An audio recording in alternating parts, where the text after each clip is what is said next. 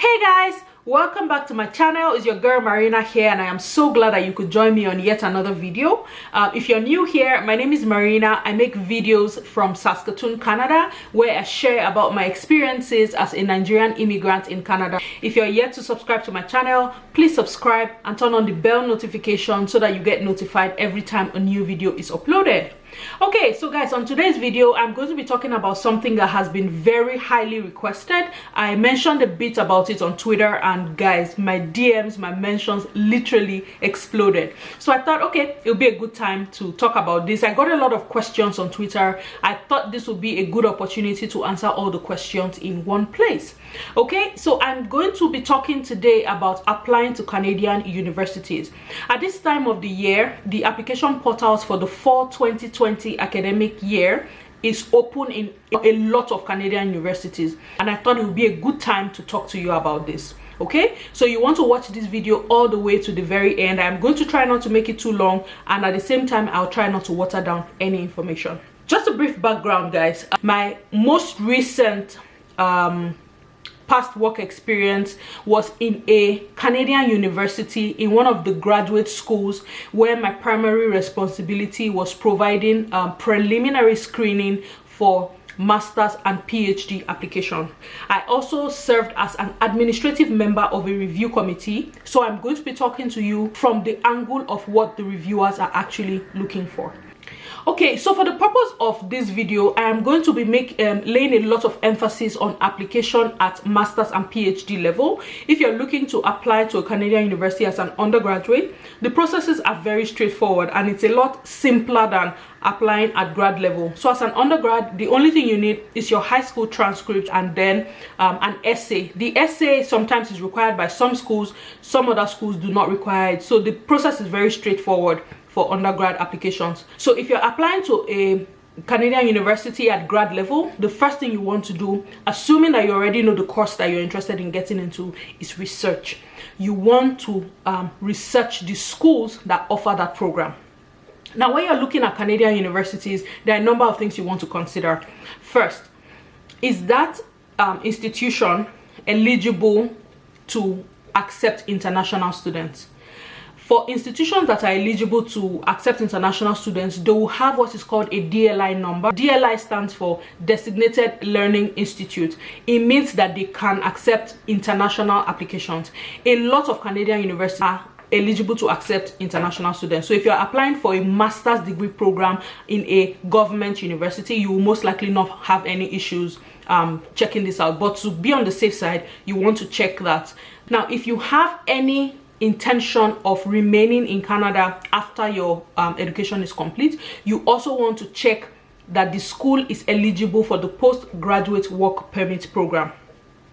That's the program that allows you to apply for work permits to remain in Canada after your studies has been completed. So you want to be sure and double check that first you're applying to a school that is eligible to accept international students, and then you are applying to a school that is eligible to for the postgraduate work permit program. I'm going to leave a link to the government website in the description box below, just so that you can go there and double check the schools that you're considering, just to see that they are eligible for both of these things that I've talked about.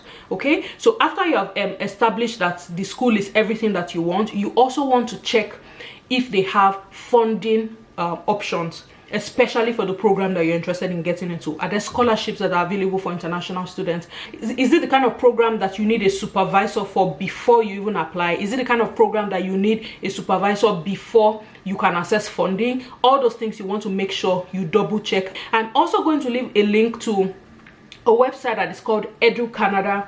Edu Canada is a place where you can go to check out the options of schools. Now, if you already know the program you want to study and you have no idea where to start searching out the schools from, this is going to be a very useful resource for you. On this website, you can enter the name of the program, and it will give you all the options of the schools that offer that program, the cities where they are in, and sometimes it can also depending on how you narrow the search, you can also get like a rough average of what the living expenses in some of these cities where the universities are located. You can get the cost of living in that place, like a rough estimate of it. So you will find that resource very, very useful. I am also going to leave that in the description box below. We are now going to talk about the application process in itself. Now, this is the biggest part of the entire process. The first thing you want to do is read the admissions requirement. It will usually be stated on the website of the school that you're trying to get into. That's the first thing you want to do. Read, pay attention. If there are links, please follow the links and see the information that is contained right there. After you have done this, you also want to put together your supporting document. Now, the review committee look at 4 major areas when they are assessing every application. In no particular order, I'm just going to list them out. First is your resume. The second is your transcript. The third is your statement of intent, your letter of purpose or statement of motivation, statement of personal interest. They are called different things across different schools, but they are about the same. And then the fourth would be your references. These are the 4 major areas that review committees look at when they're trying to make an admission decision. Okay, so I'm just going to talk to you about each of these areas. The first thing I'm going to talk to you about is your resume. There's a Canadian style of writing resumes. If you look through my channel, I had done a video previously about how to find a job in Canada, and I talked a bit about what your resume should look like. The same thing applies to you as an international student. You want to keep your resume at most 2 pages. And then if you have overly personal information in your resume, like your gender, your state of origin, or some people put nationality, some people put religion, you want to take out all that information from your resume. It's completely unnecessary. Your phone number, your email address, your name, that's usually fine. And then you also want to make sure that you are highlighting relevant experiences. If you have volunteer experience, that's also like a very huge selling point on resumes, especially if you have volunteered in the area of the program that you're trying to get into. So that just looks really good and it boosts your chances. Okay, you also want to make sure that you are checking correct grammar, you're using proper punctuation, the format that you're using is easy on the eye. Not like it will disqualify you, but it just looks better when you do it that way. Okay, keep it short, remove unnecessary details, and make sure it's the Canadian style. Those are the 3 huge things you want to know about your resume. The email address you're going to have on your resume, make sure it's one that you use regularly. The phone number that is going to be there, make sure it is one that you can be reached on. Secondly, I'm going to talk briefly about your transcripts, because at the time where you're applying for a master's program, there's almost nothing you can do about your transcript. But most universities would compute your entrance average using the last 2 years of your undergrad studies. Some universities use the 4 years, but a number of universities use the last 2 years. They equate it to about 60 credits or so. It varies slightly across different universities, but a number of them are tilting towards using the last 2 years. So if the last 2 years of your undergrad studies were your strongest years, then your chances would be higher because your entrance average would be higher. Let me let you guys in on a little secret, guys. As an international student, you are held to higher standards. So if you see on the website where the admission requirement says we need entrance average minimum of 75, as an international student, just aim for 80 and above. You would be at a disadvantage if you meet minimum requirements only. The higher your entrance average, the higher the possibility that you will get in, because applications with the higher entrance averages are looked at first.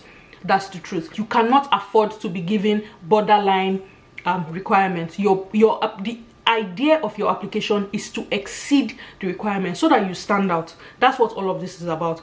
How do you get your application to stand out? Because universities get hundreds and hundreds of applications every year. What is it about your application that will make the reviewer stop, look at it, and consider giving you a spot in the program? That's what we're trying to do here.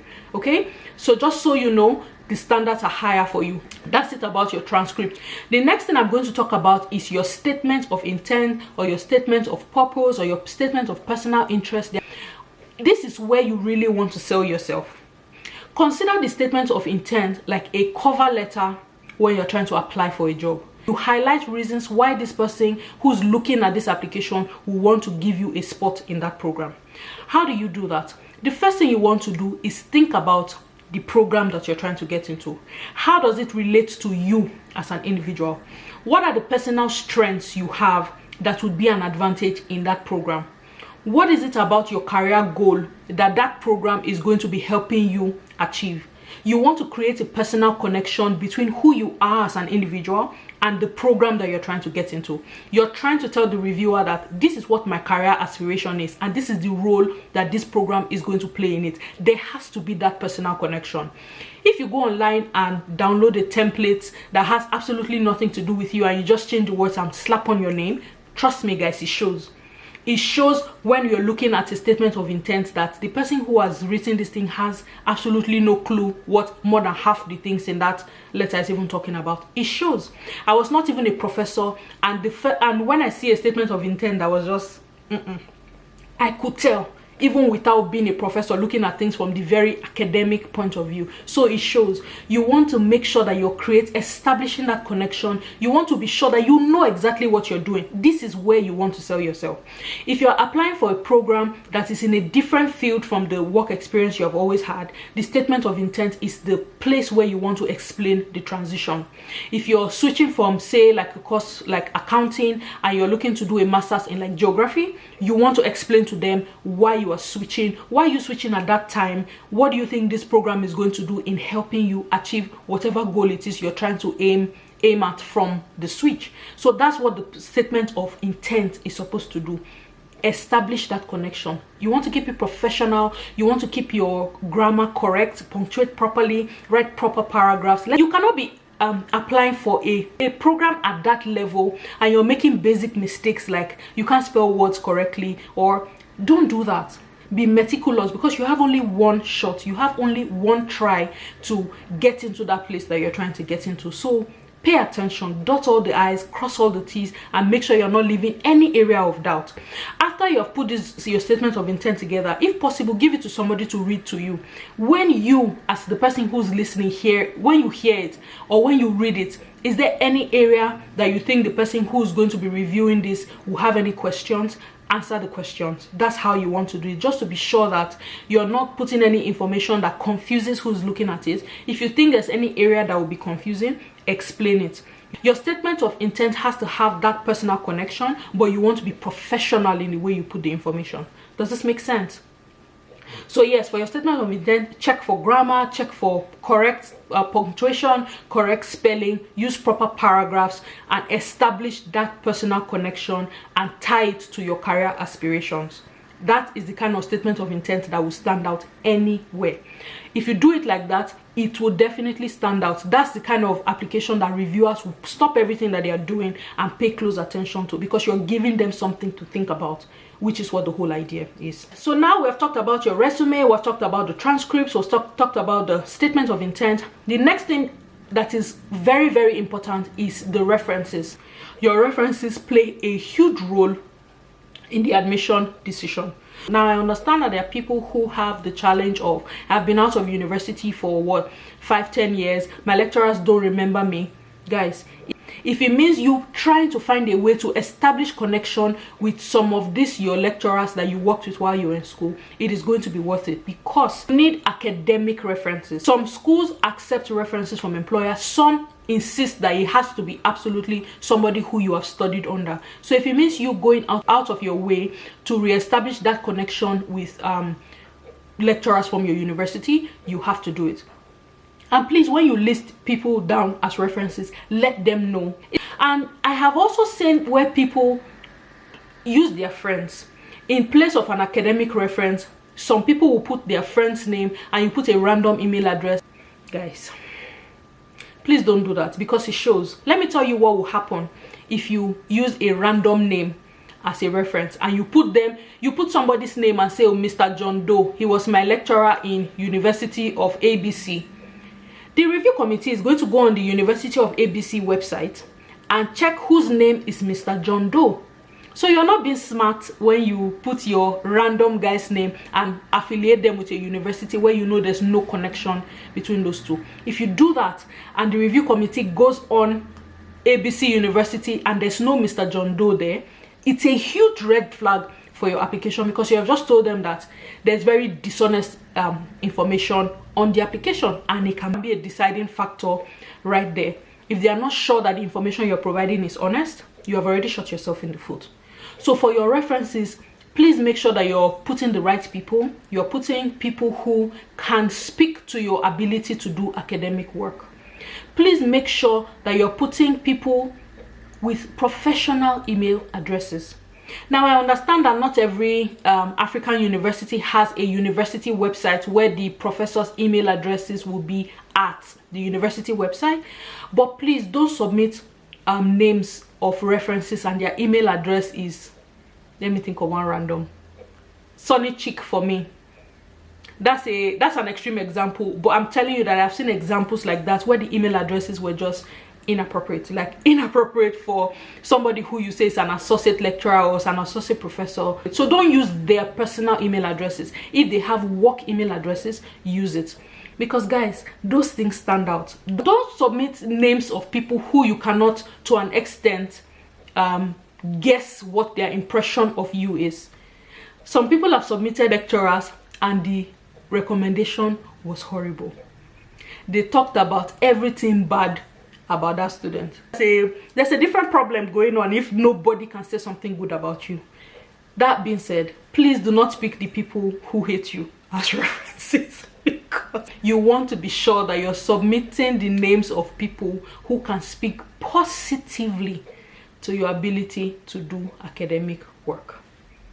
Okay, those are the 4 major areas that review committees are looking at. If you nail these 4 areas, guys, your chances are almost guaranteed. There are other admission requirements that may not be major deciding factors, but they are equally important, like proof of language proficiency.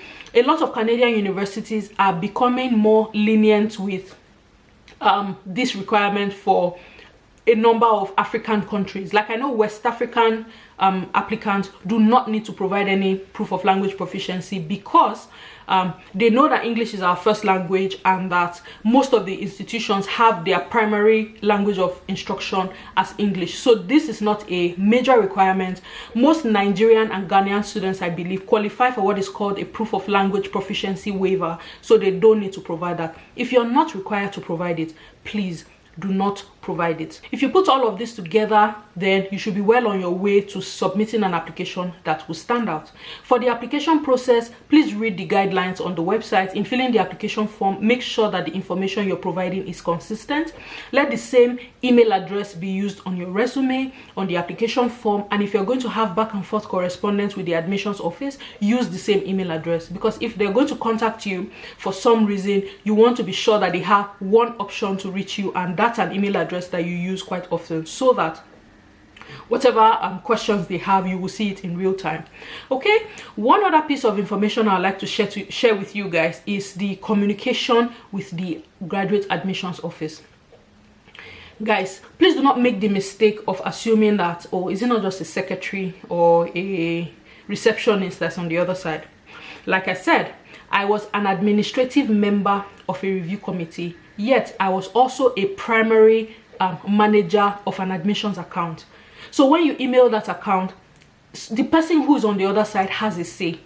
If your communication is not professional, it may work against you.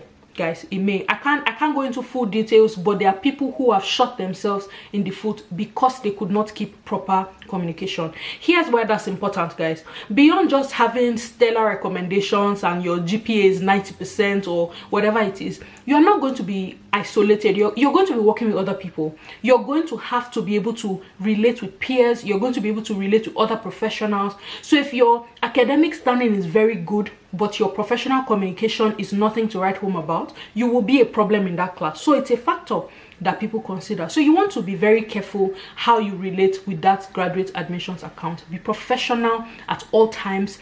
Don't pressure people to do things for you, because I mean, you're not the chosen one. Calm down. Okay? The sense of entitlement, drop it. drop it really. Be professional, be at all times, be polite, be professional.